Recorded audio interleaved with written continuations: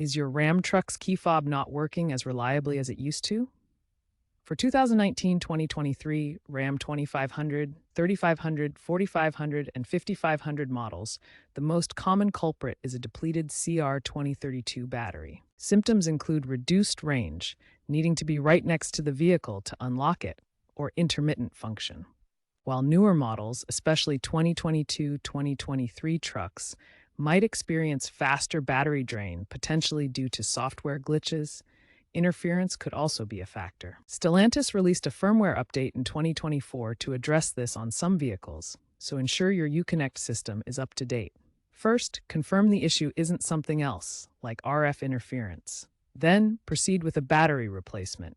It's a quick and cost-effective fix you can easily do yourself. Replacing the battery in your Ram key fob is straightforward.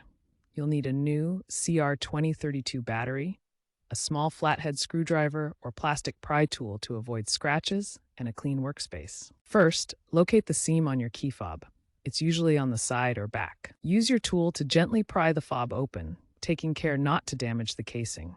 Some 2023 models may have a rubber gasket, so remove it carefully. Next, remove the old CR2032 battery, noting its orientation with positive side up. Insert the new battery in the same way, ensuring it's firmly seated. Finally, snap the fob back together, making sure the gasket is properly in place if applicable. Test the fob to confirm it's working.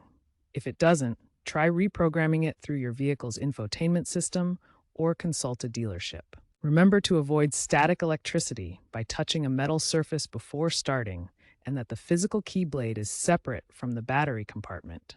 This DIY fix takes only a few minutes and saves you money.